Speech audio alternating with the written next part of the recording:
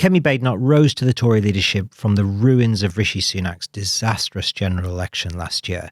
Senior Conservative leaders saw her as the future of modern conservatism. But now, as Will Lloyd found in his brilliant profile published in the New Statesman this week, they have all turned against her. Will joins me now in the studio. Welcome, Will. Hello, Tom. So, the mood has shifted. Tell me why. The mood has shifted because the whole situation right now with the Conservative leadership is a bit like, say we bought a sofa from, where would you buy a sofa from? DFS. From DFS. We buy the sofa, we've looked at it in a brosure, we looked at it on the internet, it's got great reviews, 4 or 5 stars, you get it into the house, it doesn't have any legs. There's no legs on the sofa. So you start to think, should we take the sofa back to the shop? Let's just go back 5 years. I'll ask you, what did you think of Kemi 5 years ago? I mean, what was her reputation in Westminster? What was her reputation among the Conservatives? Well, I mean, I interviewed her before I started at the New Statesman, not 5 years ago, but a year ago now, I think. And her reputation and the way that she presented to me was as a very confident and fluent figure who sort of didn't process her thoughts in her head in the way that you see politicians often do, who like trying to think of what the line was. She would just sort of tell you. Mm-hmm. It was clear that she knew what she wanted or what she believed in. She just sort of said it, and she quoted the books that she'd read. And that was like part of her selling point, right? That was in the DFS brochure. That was Kemi Badenoch tells it straight. She's decisive. She knows her own mind, and she knows what's wrong with the country. And she had that sort of flavour of Thatcher that all of her supporters loved. Yeah, you could squint maybe if you were a Conservative. You could squint and you could think, is that Margaret Thatcher? She was combat ready. Mm-hmm. She was spontaneous, but in a good way. She was supposedly, I think I might be quoting Lord Moore of Etchingham here, or Charles Moore. I think she was supposed to be Labour's worst nightmare. Yep. The idea of Kemi is what this piece is about. The idea of Kemi was that if the leader of the Conservative Party was, as she said, effectively a first-generation migrant to the country, this would do various things for the Conservative Party. So one of the things that would do, it would mean that you had a leader who was British, somebody who grew up elsewhere, grew up in rather difficult circumstances at times in Nigeria, and could therefore look at Britain and see exactly what its strengths were, exactly what makes Britain great, tolerance. I think she talks about opportunity, the rule of law. And then she could see where things were going wrong. And she was supposed to have this unique viewpoint, which no other sort of frontline Tory had. If you go back to her maiden speech, this is the story that Kemi told about herself. It's not really an ideology. It's the story of a first-generation migrant to Britain who wants to restore Britain. And I think when you interviewed her, she was hitting some of those themes. That was supposed to be a real strength. She sees more clearly than we do. That's it. And the Labour Party was supposed to be confused. You can't really skip around the mere physical fact of Kemi as a black woman would contrast with Starmer. Her decisiveness and her fluency would contrast with Starmer, who's supposedly indecisive and not particularly fluent. And Kemi, 5 years ago, really made her name with a very strong display at the dispatch box when Parliament was talking about Black History Month. She goes up, this is in the piece, she goes up and she starts absolutely laying into Labour about critical race theory. And at the time, with the Black Lives Matter protest that year, this seemed incredibly important, that you could have a Conservative who was a black lady basically saying, whiteness, blackness, victimhood, oppression, this is all nonsense. Same with her view on trans on all of these issues. And it kind of, in reading your piece, I was reminded how it gave certain Conservatives a kind of thrill that, all of these years where they'd sat uncomfortably through David Cameron's premiership and sort of did what they thought they had to do to win power. Oh, I suppose we should back gay marriage. I suppose we should talk nicely about modern Britain in all its diversity and all of that kind of stuff. If we have to, if that's the price of winning power, to then enact the kind of economic policies that we want to enact, fine, I'll do it. We'll be nice. I will be nice. We won't be nasty. We'll be nice. Yeah, we won't be the nasty party anymore, but I don't believe it. And then suddenly that's no longer working. And they're looking around and this woman comes. She just sort of emerges into view and she says, you don't need to do any of that rubbish. Well, she supposedly emerges into view. Right. So we should get into the piece. We should get into the piece now, because I think there are a couple of sort of central themes that run through it all. And I urge listeners to go and read it. It's a wonderful piece. And I think it's an important piece because it will pierce a lot of preconceived ideas about what's going on in the Conservative Party, and in a way that I think are quite ominous for this country. So I think it's an important piece, and I think the two threads that run through it are her own failures to live up to her own self-image and the image projected onto her by her supporters who had that thrill that maybe they'd found the new Thatcher, this decisive woman who had let them be what they always wanted to be. Let Bartlett be Bartlett. Let the Tories be Tories. Let them be nasty. Let them be nasty again. And then the second thread is the failing, not of her as an individual, that's the first thread, but the failure of modernization itself, the very idea of the party changing. So why don't we talk about both? Why don't we start with her own failures? I mean, your reporting is pretty damning, I think. Yes, and we should say this is not a book review or an op-ed. I've spent months talking to people inside the party or close to the party or former members of governments, ex-cabinet ministers, MPs, and so on. What are her failings? If you go just before Christmas, you will find the Conservative Party sort of quietly creeping up on Labour in the polls. I think they were second. And a process had begun in the Conservative Party to, I think it's called the sort of policy renewal programme. Various commissions were being set up. They were going to take their time and they were going to work out exactly what they wanted to say to the country with detailed policy plans. But they were going to take their time with this. One former cabinet minister who used to be very, very close to Kemi said to me, you let reform destroy itself because it will. They said, the thing was with Farage, he will destroy himself. Let reform fall apart, and you restore your intellectual credibility. Mm-hmm. And so the point was, you take your time, think clever thoughts, think big thoughts slowly, and you'll get there. Now, this sort of ignores the fact that Reform's rise has been utterly relentless. This does not feel like any other party that Farage has been involved in, for me anyway. It feels much more professional. It feels bigger. It feels less toxic somehow than other Farage projects. On Boxing Day, Reform announced that they had more members than the Conservative Party. And people inside Reform talk about, someone said it was a super monumental historic day to me. Not just historic, not just monumental. That might be May 1940, not Boxing Day 2024. But no, it was super monumental. And so this was a major moment in right-wing politics in this country. Reform now had more members than the Conservative Party. They were bigger. And Kemi looked at the ticker that Reform had set up, which was this automated thing, and it was going up all the time. And her background is, as she often points out, she's a software engineer. I'm Kemi, I'm an engineer, is a endlessly repeated line in her speeches. And given her background, she decided to go onto X or Twitter and do a thread about how these numbers were fake. Reform didn't have more members than the Conservative Party. There was no way this was possible. Unfortunately for Kemi, the ticker was real. Reform did have more members. Farage goes in for the kill. And he says, I'm going to sue you if you don't shut up about this. Kemi has not mentioned the membership again. In the 4-day period where this spat happened, Reform gained another 20,000 members. And there was just acute embarrassment on the Conservative side that she had gone out, done the things she'd been doing for years, punchy, combative, I'm right, you're wrong, except actually, no, Kemi, you were wrong.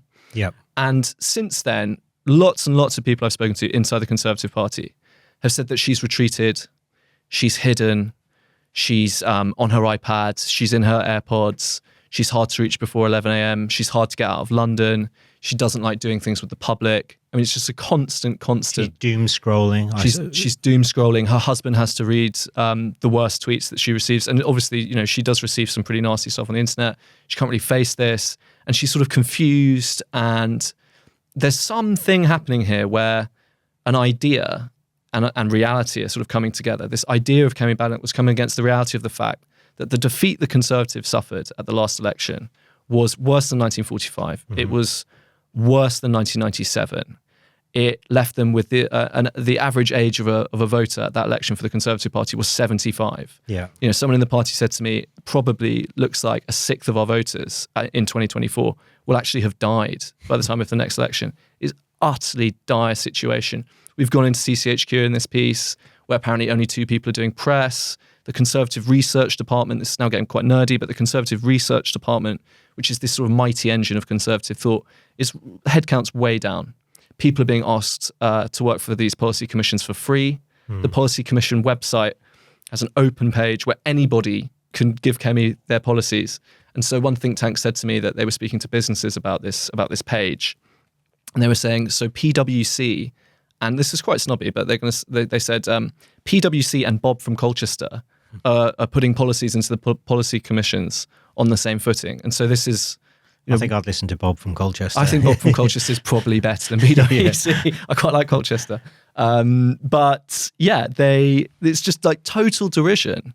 And also a willingness actually to talk to journalists about this all the time. Well, I think this bit of the profile I found really fascinating because it's a personal profile on her, and then the meta story is the failures or the sort of the structural forces that are just sweeping her into irrelevance. But they go alongside personal failings as well. So there are sort of 2 myths in a sense that you're interested in the piece, and the first is Badenoch, as you say, this figure who was supposed to be Thatcher. They're always looking for Thatcher. Always looking for another version of Thatcher, and they did this with Truss. Yeah. There was also the idea that having a sort of ethnic minority leader versus Starmer, who is seen by the Conservatives as this kind of white bread guy, would give them some kind of implicit advantage.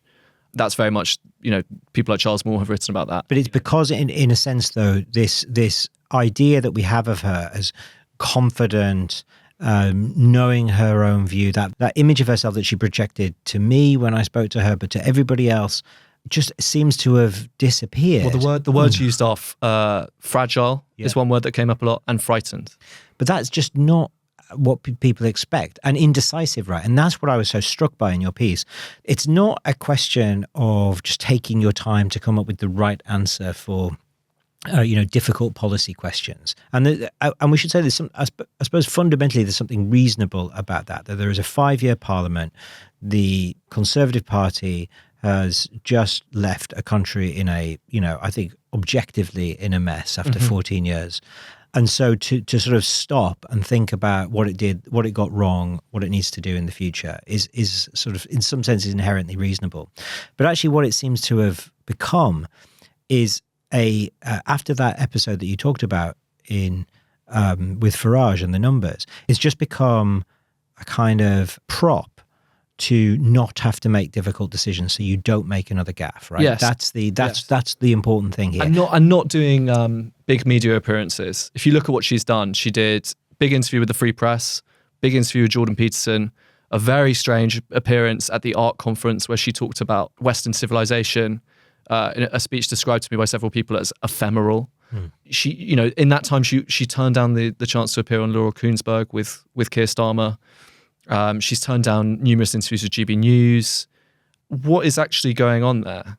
One very respected Tory who's won elections said to me that politics now, you have to be in people's news feeds every single day. Yeah, you have to be a street fighter. You have to be the idea of Kemi that there was 5 years ago. That's the point, right? Yeah. But isn't she so shown up by the fact that her main opponent, Robert Jenrick, has become that person? Well, Jenrick has outflanked her from the right in some ways, but also through work, right, and through the use of social media and other, being in people's faces, in their feeds every day. That's the model that he's gone down, and this is a kind of slightly shy, awkward Cameroon has now kind of outflanked this strident woman of the right, standard bearer of the right. Mm-hmm. He's outflanked her from the right, and outflanked her in terms of his ability to master modern media communications. She looks kind of fuddy-duddy, old-fashioned. So then you start to question, was it ever real? Yeah. And one of the people I interviewed for this piece is a guy called Graham Daniels, who's a sort of voice and presentation coach. He's worked with Michael Gove, he's worked with Rishi Sunak, he's worked with all kinds of Conservatives over the years. He talked about meeting Kemi in 2017, which is when she becomes an MP. He described someone who was sort of bouncy, cheerful, smiled a lot. He didn't work with her until 2024. And he meets her again as she prepares her leadership campaign. And he said that she seemed to have changed. She seemed to have less energy. Lots of people in sort of Tory world seem to feel like she doesn't actually want this job, even before the leadership campaign started. For something had happened, something had changed. She didn't want the job. Power and responsibility. I mean, you could say that the same about Gordon Brown, about Theresa May, Rishi Sunak, Liz Truss, I think, is in her own sort of bracket altogether. But so many people are crushed by responsibility and an inability to turn things round. I think one thing that struck me when I was editing your piece and, speaking to you and others about it was that she presents this sort of image of herself as being supremely capable, somebody who doesn't make gaffes. And she's looking at all of these sort of complex policy questions, and she's just overwhelmed by it. And actually, she doesn't have clear visions on these deep questions of how do you turn around the state? How do you turn around the British economy? So she resorts back to those things that you mentioned at the start, the kind of woke warrior woman, all of those questions where she feels comfortable, but the world has kind of moved on. And so there is this sort of bigger structural problem, is that she is just the latest in this sort of line of conservative leaders, leaders in general. We might apply this. Some of our listeners might be shouting at the radio, saying, well, the same might be true of the Labour Party and Keir Starmer. This long line of people who are fundamentally kind of mediocre. They're not at a level that we once were used to, and yet the problems in the country are getting more acute, or at least they're as acute as they've ever been. And so we have this fundamental clash between we're demanding more from these politicians, but the people that we're getting to the top are just not up to it. So the question is, how does Kemi get to the top, which is part of the story of the piece? And you have to go back to 2005. 2005 in this piece is the sort of pivotal year. 2005 is the year where David Cameron becomes leader of the Conservative Party. He's backed by a group which you can loosely call the modernisers. I went and spoke to one of the arch modernisers, and they said, you don't understand what the Conservative Party was like after the 1997 defeat. He said it was full of weird, gammony attitudes, these sort of Colonel Blimp kind of figures who hated gay people. He said the homophobia was off the charts in the Conservative Party. And the country was in this kind of Blairite moment of not really liking politics that much. It wasn't anti-politics, it was more kind of indifference. Money was going into the city, money was going to the schools and the hospitals, and the Conservative Party were just this sort of disgusting ogre which had no part in modern Britain. And so the modernisers, with Cameron as a kind of figurehead, their job was to turn the Conservative Party into a kind of respectable thing in this new Britain. That was what Blair called it, New Britain. And so you couldn't have the pinstriped Tory reactionaries anymore. In 2001, that general election, the Conservatives got, I think, 38 new MPs. I think 1 or 2 were women, and there were no ethnic minorities. And Theresa May gave a speech to the conference that year where she stood up and she attacked the constituency associations which selected MPs, selected the candidates who became Tory MPs. And she said, you are picking people who you would like to have a drink with on a Sunday morning. Okay, this had to stop. And this was what the modernisers did. They did put a stop to this. You get the A-list, you get a group like Sea Change coming out of Policy Exchange, and they begin to change the surface of the Conservative Party. They begin to change the way that it looks. And it's at this moment that a lonely, doesn't really have many friends, doesn't really have many connections, a lonely software engineer who lives in South London called Kemi Badenoch joins the Conservative Party. Within, I think, months of her first going to a Conservative Party event, she's into one of David Cameron's policy commissions. Within a few years, she's a candidate to be an MP. Within a few years of that, she's a member of the London Assembly. Within a few years of that, she's worked for the Spectator magazine. Within a few years of that, she's an MP. Then she's a minister. And by 2020, she's a star. So over a 15-year period, there's a wave.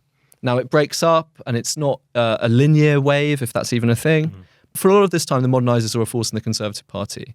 And, I think Cameron has said one of his proudest achievements is making the party more diverse. Mm-hmm. And Kemi is part of that process. Yeah. And when the modernisers see Kemi, this is what one of them said to me. I said, what did you see in her? And he said, she was New Britain. Mm. So that's what Kemi was. That's the wind at her back. And obviously she does her own things to kind of take advantage of that. And she's, as the piece, I think the reporting in the piece shows, she's also helped out along the way. Certain speeches that are written either with other people or for her help her along the way. She lets a very particular kind of Conservative feel good about themselves. I think listeners might be questioning a couple of phrases that we've used here, and I think it's interesting to just pause for a second on this. So, I think a lot of people would instinctively say that Badenoch isn't a moderniser. The modernisers are kind of more cuddly versions of the Conservative Party. They're sort of one nation Tories of the left. I think this is one fundamental misunderstanding that comes out in your piece, and I've looked into it myself for other reasons, for a book that I'm working on. And what you discover is that the modernisers were often right-wing people, right-wing Eurosceptics. Dominic Cummings, Michael Gove, David Cameron's pretty Eurosceptic, we should remember. The modernisers were not Ken Clarke types. No. Let's remember, David Cameron voted for Ian Duncan Smith over Ken Clarke. Boris Johnson voted for Ken Clarke.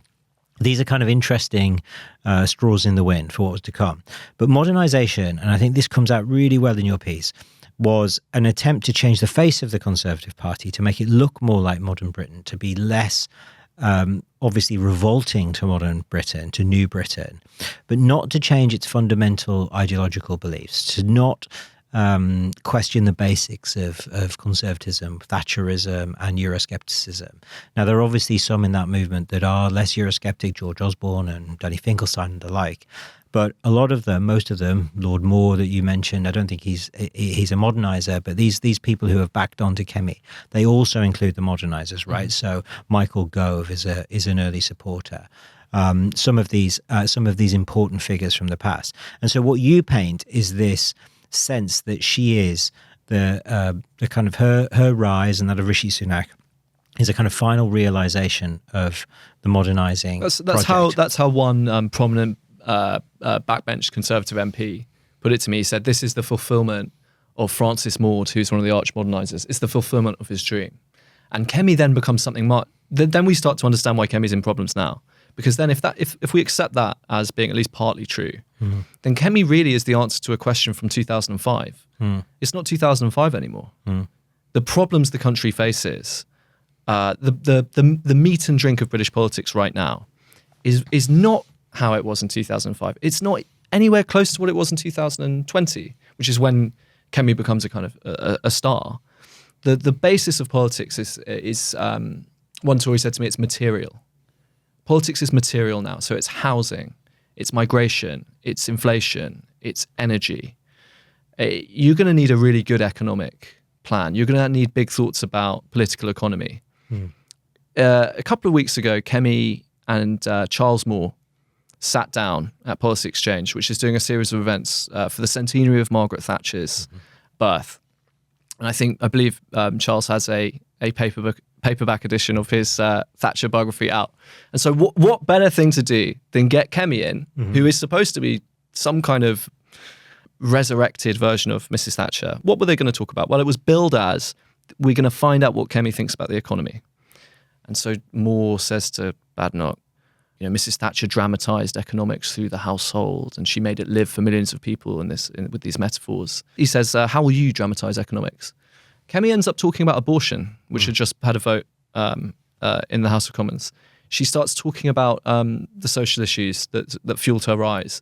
There doesn't seem to be any kind of thought about this new material politics. Something like the ECHR has been an awful tangle for her, where she's saying we're going to have a review and we might leave the ECHR probably after we've had another look at this part, which we'll then send over here. And there is no, there's no instinctive drive towards the issues that now are the bread and butter on the British right, and certainly are kind of quite big issues in the country as well.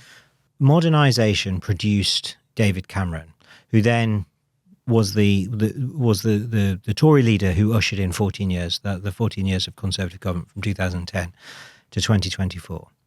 Now, the fundamental problem for Kemi Badenoch is those years were a disaster, all in.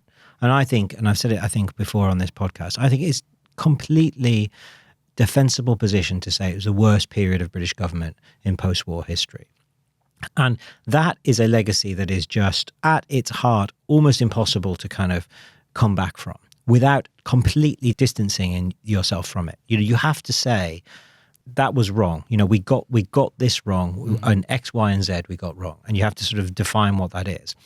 And that is something I remember reading about Thatcher doing this in the 70s, and The Spectator being the magazine which came out, was the only magazine that came out in support of Margaret Thatcher's leadership bid in 75 over Ted Heath. And it said, on the principal point that she is the one candidate who has said that the government of Edward Heath was a very bad thing. Mm-hmm.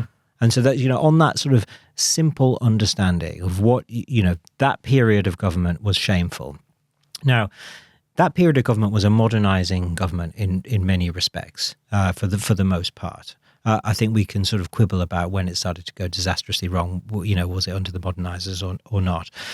But I think that is at the heart of where she's struggling, right? That she, in a sense, has allowed herself to become the modernizing candidate or the modernizers candidate. She didn't have to do that. She could have been pushing back from the beginning if she was more forceful. And that comes back to the personal failures, but it also comes back to the failures of kind of, is there anything there? Does she, what is it that she believes? Why isn't she pushing back? And then that starts to get you, I think, in your reporting into quite a dark place, because all of that is starting to build up those two channels of frustration at her own personal failures, that she hasn't lived up to this sort of caricature of herself, or this myth of herself, and then the failures of the Tory government for 14 years, and the fact that she is unable to sort of put some kind of distance between that and what happened, principally on the question of migration and the economy. And they are coming together into what is fundamentally a very disquieting, if not, outright worrying set of opinions about Kemi Badenoch that you discovered. Yeah. What are the consequences of 14 years for the political right in this country? A few years ago, I went to a fringe event. It was hosted by Darren Grimes. Daniel Hannan was one of the speakers, and Nigel Farage was one of the speakers. The audience was about 100 young, mostly men, all on the political right. I think the oldest one there, probably 26. They were furious about the Tories. They were furious about the state of the world. If you ask them who their favourite politician was, they'd say Trump. And they were learning from watching the new right, the MAGA movement in America. Mm-hmm. Some of these people now work for national newspapers, they work for think tanks, they work for the Conservative Party, they work for Reform. But I saw them then, and I saw their anger. They don't think there was a period of Conservative rule, do they? No, they think it was fake. They think it was Blairite, continuity Blair. Yeah. And it made the country, it unleashed a wave of, several waves of migration over the country, sort of unleashed wokeness on the country and all these kind of things. But what was really telling for me was the anger. Like when Daniel Hannan stood up and started talking about free trade, he was basically sort of booed out of the room. When Steve Baker stood up and said, we've got to remember the sort of, and quite rightly, he stood up and he said, we've got to remember the dignity of black people in Britain. We shouldn't be really rude about people taking the knee at football matches. And again, like Baker was sort of, this did not go down well in that room. And, the only person they liked was Nigel Farage. And I thought, what is going to happen to the Conservative Party when these people start to do the kind of the lackey jobs in CCHQ, they start to do the lackey jobs in right-wing media? How are they going to change it? Because there's a bottom-up fury there. Now, Kemi's been accused of being too online, which is not right at all. She's too online in the sense that somebody who grew up reading blogs in sort of 2005 is too online. She's not at this kind of disquieting cutting edge of right-wingery in this country. She's never really played with these forces. And when you speak to younger people in the world of conservatism, and this no longer just includes the Conservative Party, it also includes Reform, there is a really strong strain, possibly tinged with kind of racist attitudes towards Kemi. And one of the ways this comes out, and this isn't just young people as well, one of the tropes of this discourse, which is kind of private but is in this piece, is that Kemi is an anchor baby. So Kemi's parents had her in Britain in 1980 in order to get the British citizenship, get the passport, and then come back. And then they sort of went through a citizenship loophole. That's how they see it. The young right wingers. Yeah, and a few older ones as well. Yeah. And now Kemi's always denied this. She denied it in an interview with The Times a couple of years ago. You know, I don't even really think that's what's important. I think what's important is the fact that people in her own party say this about her. Yeah, I think there's a pathos to your story, actually, your piece. And there's sort of, you know, a sadness that sort of elicits a feeling of sadness in me, that there is this woman who has had a tough upbringing in certain sense. I think we should say that she had a privileged upbringing in Nigeria. She was part of the sort of upper middle class, but had a loss of status and respect during an economic crisis. And then she moves to Britain when she's 16. And when she comes to Britain, she finds that she is seen as, for the first time in her life, she's just called black rather than Yoruba or Nigerian or part of a respectable upper middle class. All of these things she is just said to be black in a culture that she doesn't understand or identify with. And a culture that doesn't really recognise her in ways that she, you know, that's so important to people's dignity, just to be recognised. And I think her early years in Britain are kind of marked by a lack of recognition. Yeah, and then she finds sort of meaning in her life through the Conservative Party. So she joins and she rises up, and they love her and what she brings and what she makes them feel. And she loves the Conservative Party. She finds a husband who is a kind of aristocratic figure. They have 3 children. She becomes an MP, a minister. These are impressive things that she has achieved. And so there is this sort of deep affection, and these sort of grand figures of the party who knew Mrs. Thatcher look on her and say, she is the new Mrs. Thatcher. And then she's promoted into this position. And then they're turning on her in this most awful way, privately, accusing her of sort of really not being British, of being, as you say, an anchor baby, of questioning her loyalty, questioning her ability. And I think this is where the politics come in, the kind of nastiness. They're questioning her ability to be able to prosecute the case against asylum and small boats and all the rest because of that background. That's what they're saying. That's what they're kind of... And so you've got these young right-wingers who are raging against her in this way. And you listen to her and you have it in the piece that she doesn't think this is racist. She doesn't, no. And people around her would say that Kemi doesn't think the criticism of her is racist because she, you know, how else would she have become the leader of the Conservative Party? You know, if the Conservative Party was fundamentally racist, then how could she have risen that far within it?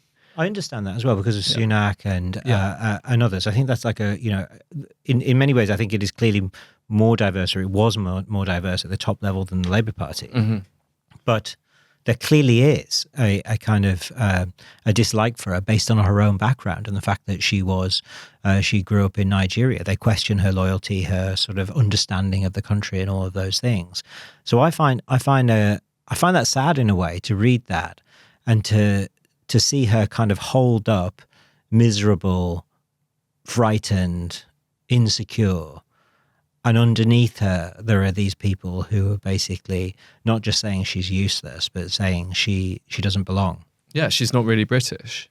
I mean, that's a terrible, as you say, there's a lot of pathos in it.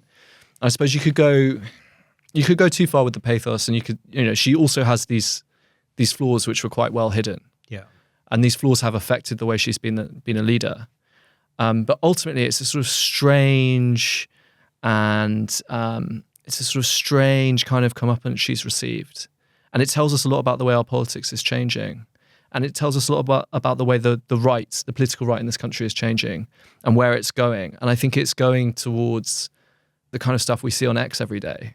It's going to get it's going to get more vicious. I mean, I suppose you could say it's her fault. She should know that she's mediocre, that she can't do the job. She doesn't have the ability to go toe to toe in this or any other environment. By the way, by the record, that's the kind of proof is in the evidence of what she's actually doing. She's not Margaret Thatcher. She's not Tony Blair. She's not one of these kind of gifted political figures. But almost none of the leading, candidates to be prime minister are gifted in those ways. That gets to, I think, the sort of the crunch of your piece. Maybe it's a pathos about the sort of the country that we live in at the moment, and that the challenges are clearly extremely acute, as we've said already. And yet both parties and Reform are so hollowed out that people who shouldn't get to the top are getting to the top.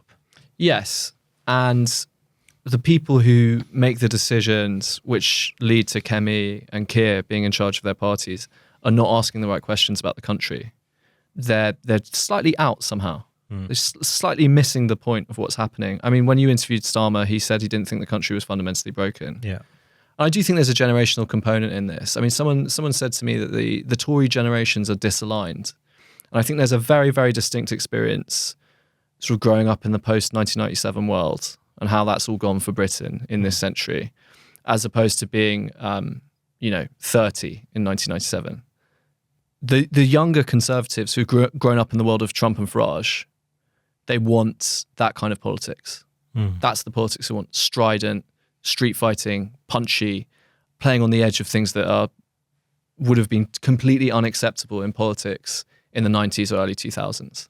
And I think this is the challenge now, and we should sort of wrap this up at this point. I do urge you all to go and read the piece, because it is it's really sobering reading, and it gives you a sense of what is happening in Westminster, what is really being talked about, how people talk, and how the sort of power dynamics are working in the Conservative Party.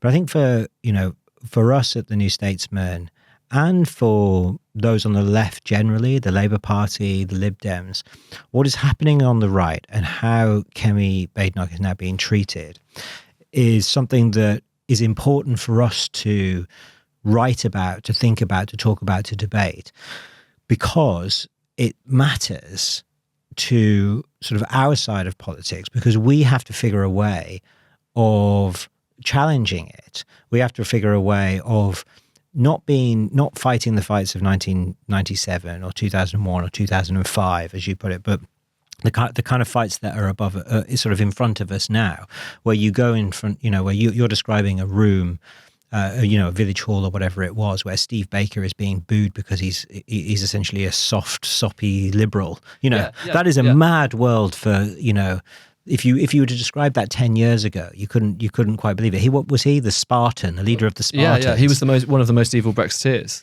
But it's moved on so quickly.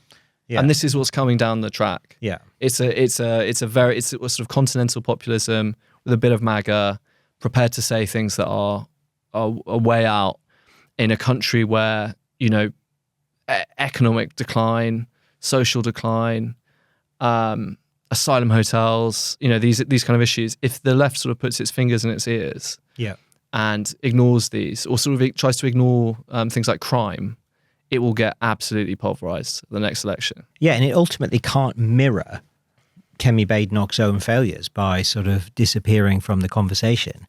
The fact that Kemi Badenoch's Tories are collapsing and Reform have really taken the place as the principal opposition, at least in the minds of the government, has shaped the way this Labour government is acting and the language it's using. So if you think about the mistakes that it's made on, say, the Keir Starmer Island of Strangers speech, that he now regrets, you can't imagine that without what's happening on the right, without what's happening with the cratering of support for Kemi Badenoch and the rise in support of Reform. And what you're seeing there, I think, in the Labour government is a total inability to figure out how to respond to these forces. But they know the forces are there. You speak to people inside and they're aware, but they haven't got the language yet, and they're going to have to get the language pretty soon. And I think that's where the New Statesman is going to hopefully try to jump in and try and shape the language and the ideas of the left, how we respond to this.